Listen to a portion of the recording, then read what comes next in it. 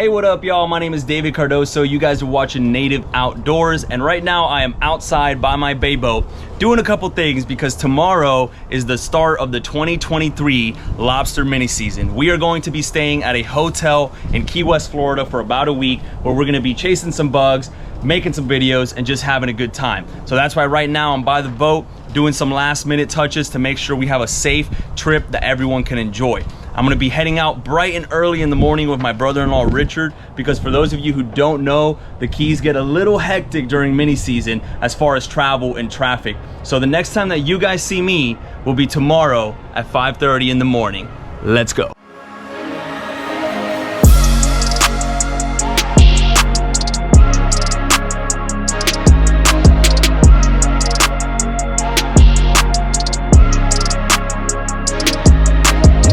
Guys, so we have officially made it to the racetrack here in Florida City. This is the last stop before we actually enter what is the road that gets you into the Keys.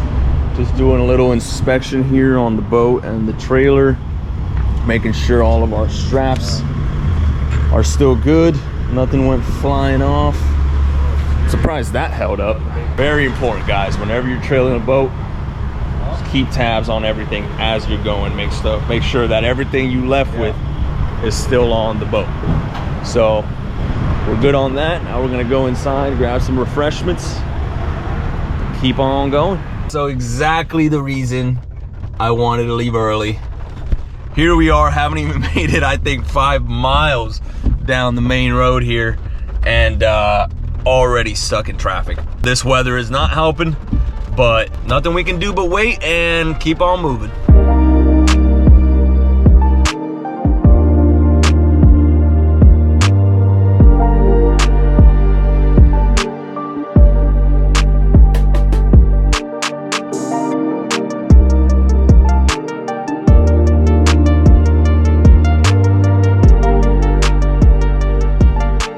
So we just got on the 7-mile bridge, and luckily it is finally starting to clear up. I've already seen a bunch of people out here underneath these bridge and whatnot lobstering, so they're definitely getting after them even though the storm is out, but should be there in a little bit less than an hour.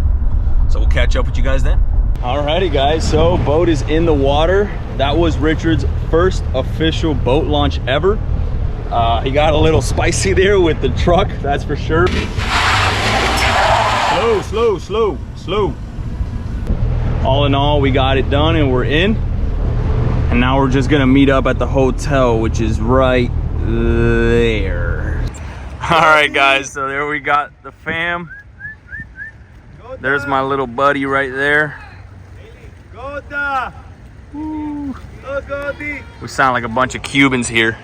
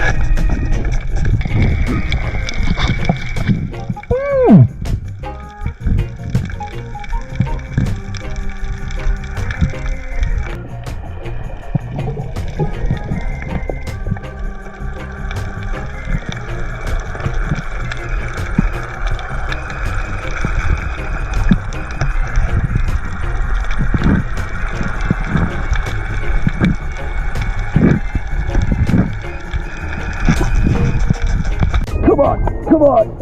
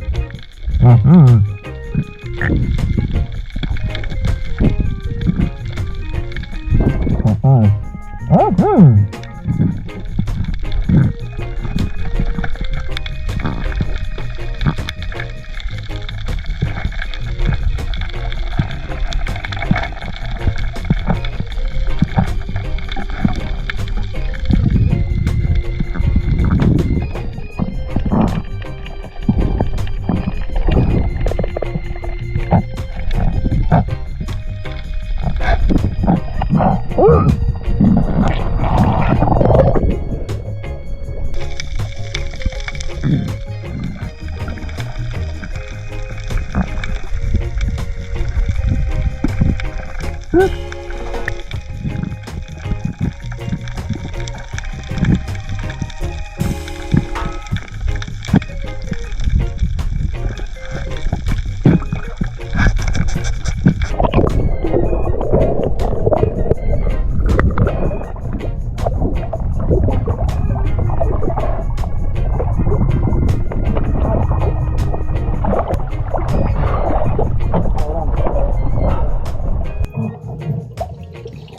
Alrighty, y'all.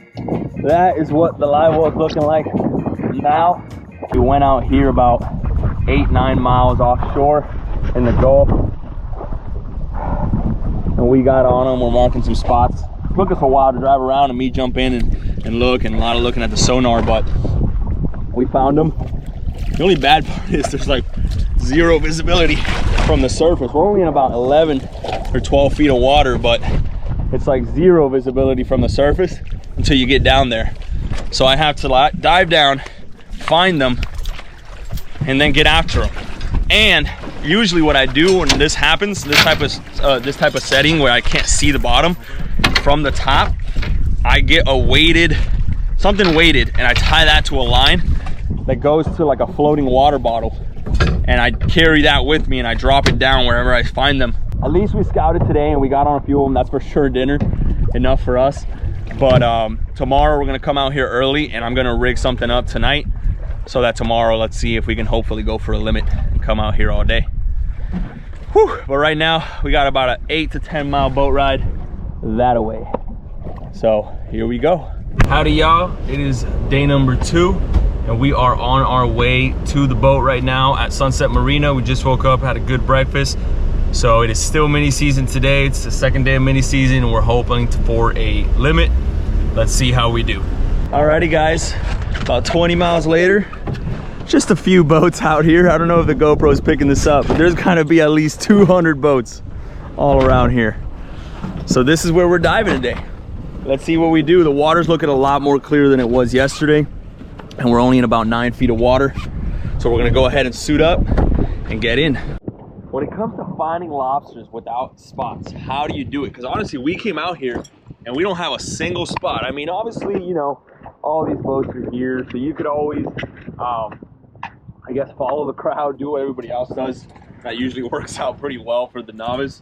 But if you come out here like we did yesterday, and there's not a single boat out here, and you want to know how to find lobsters, well, then what are you looking for? What exactly is it that you want to see in order to find lobster? Because lobster are not everywhere. Not every patch of water has lobster in it. And sometimes you got to do some swimming to even get on them. But before that, what you want to look for, and I don't know how well the GoPro can pick it up, there's all these spots you see in the water. You want to make sure it's not a cloud from the sun, but all these spots you see in the water, a little bit darker, usually helps if you have a buddy in the water swimming around, or you're trailing someone, pulling them with the boat, and they're looking. And what you want to see on the ground, you want to find any kind of structure, any kind of rocks, anything that looks like it has a little bit of a cave system in it. And usually if you find one that's like deeper, there will be a few bugs in that one, more than just one for sure, which is how some of these came up. There's 2 or 3 of them hanging out in the same hole. But yeah, you want to find, and it's going to be near where the grass and sand is. You're going to find the different habitat. There'll be just white sand, there'll be grass, there'll be the rocks, some corals, coral heads, and that's what you're looking for really when you're out here in the Gulf in particular, is just any structure that they can get in and under and be safe. A good trick is if you find hogfish, if you're here in the Gulf, if you find hogfish, usually look around, because there's somewhere where there's a structure, because hogfish love to live around that sandy / edge of structure area, and so do lobster, because that's what they use. Because when the sand meets the rock, it creates like a cave in there, and that's where they're going to be. You know, out here in the Gulf, everything's very flat. They gotta use whatever they can find to stay safe from predators and obviously from us.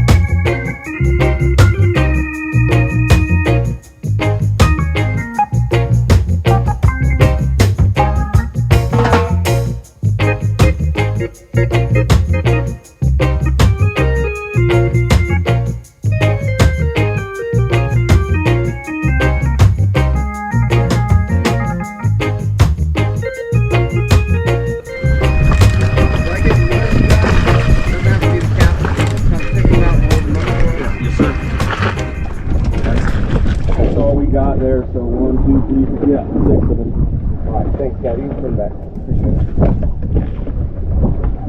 You gotta worry about it. Got it. Okay. You guys are good here. Thank you.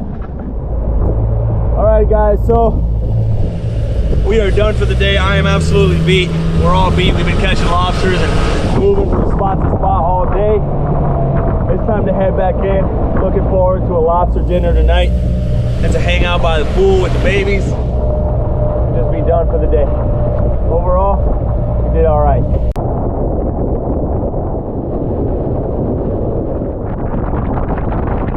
The haul of the day, boys and girls. Not bad, not bad, not too shabby. Put that together with what we got from yesterday, and we got ourselves a dinner. All right, guys, so once you have dispatched your lobster properly, the easiest way to wring them out, you can take your knife and cut here, and that'll just, you see, it'll pull it apart, and then give it a spin, and out just like that. You got your tail, and you can toss that into the water. Once you have wrung your tails, you take, here's a little trick, you take your antenna and you break it off right here at the end, and it has these little spikes that go this way. And what you want to do is you shove it there through the business end of this guy. It's a little tricky, but give it a spin as you're going, pull out, you'll see that comes out with them, and you can toss that. That's a clean tail. So once again, you take your little spine there, antenna, whatever you want to call it, find the business end, stick it in. As you're sticking it in, I like to spin. That just grabs it and then pull out, and it'll come out just like that. It's a real quick and easy way to clean your spiny lobster. That is dinner. Oh, un beso. Dale un beso. He doesn't understand the concept that this is a camera, and he's trying to give you guys a kiss. But that's for all the fans. Alrighty, y'all, so we are finally in the kitchen. As you guys saw, we caught them, we cleaned them, and now it is time to cook them. So we already have our ingredients here. This is my mother who is with me today. She taught me how to make this dish, and she's gonna be making it for y'all. Well, for us, you guys get to see it. I wish you could smell it and eat it, but you guys get to see it. So right off the bat, let's get right into it. The first thing you're gonna do is you're gonna get yourself a big pan like this one. Big, high top pan like this. And you're gonna put oil in there. Don't really care what oil you put, just do something that's not olive oil so it doesn't have a super low boiling or heating point. So go ahead and get your oil. Next thing you're doing is you're gonna put in your onions. This is just a white onion. You can use a Vidalia onion. Just put in some onion. Now this is your red onion. Now some green pepper that we're adding in there, some green bell peppers. And again, you're just basically adding all of this because this is gonna be the base to what's gonna make the sauce for this lobster. This is some red pepper, they're a little bit sweeter than the green pepper. And you're just adding and you're stirring. Tomato. Now some tomatoes. Now for the tomatoes, you can use fresh tomatoes like we did here, or you can buy the pre-diced canned tomatoes. That works fine too, but we just went with this because we had it here at the resort. Now this, you're gonna wanna let it go for like 10 minutes.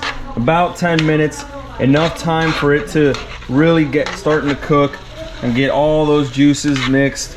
And that's what's gonna allow it to just seep into the lobster, and it's gonna give it that awesome taste of an enchilada. And that's what this dish is called. By the way, if you guys wanna look it up, this is just the way we do it. We're Cuban, and I think it's a Cuban dish. But I know depending on what part of Cuba you're from, it's made differently. But it's called a lobster enchilado. Enchilado. So you guys look that up, and you'll know. Hot sauce. Yeah, you want to get yourself some hot sauce. It's real important.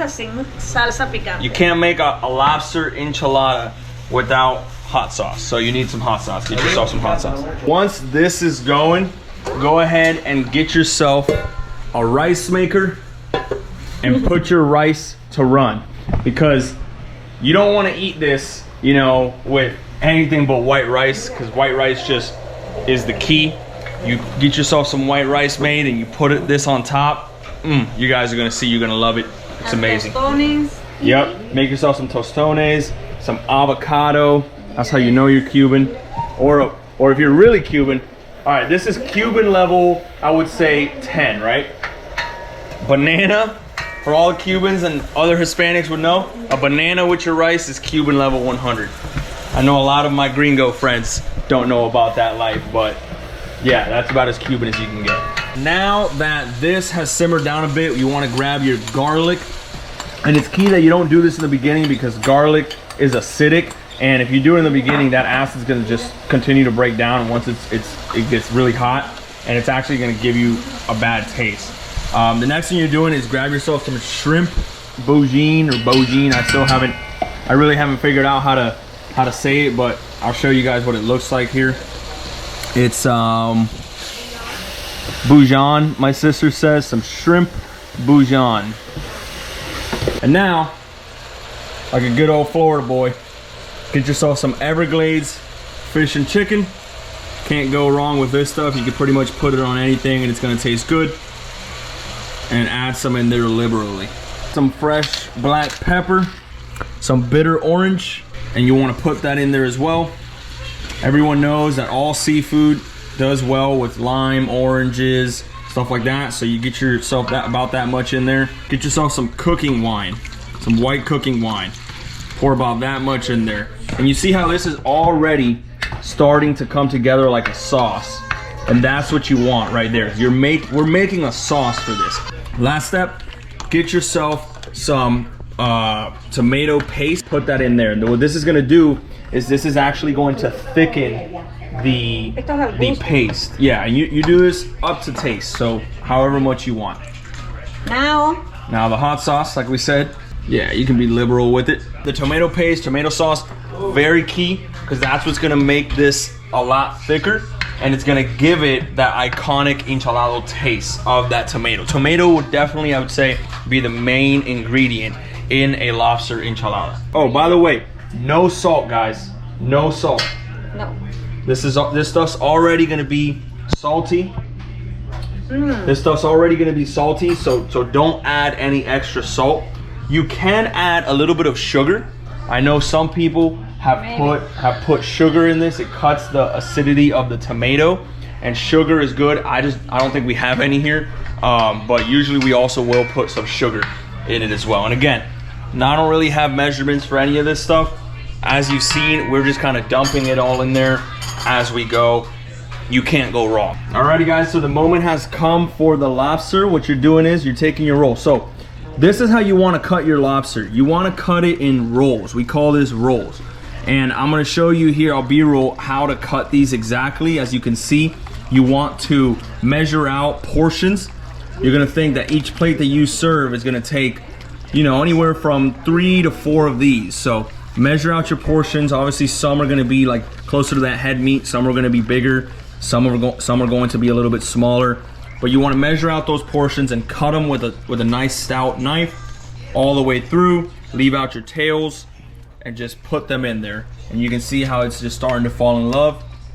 You're really just spreading them out, letting them get into that sauce and just come together with that sauce. If you guys can see, lobster still has the shell on it. A lot of people take off the shell, but when you're making this dish, do not take the shell off. Do not take the shell off. I love sucking a lobster shell when you do this. There's nothing better than sucking up all that sauce after you ate that meat and there's some sauce up in there and you suck on them. They're gonna get so nice, so red. You guys are gonna see how good that's gonna look. So leave them in the shell. Very, very, very important. You can't change. See, this one's already starting to get red right there. Yeah, and it's gonna be real easy to remove it from the shell once this is cooked. Now what we're adding here is some green onion, finely sliced or diced all over. And we're just gonna let this come together. Starting to look like a beast.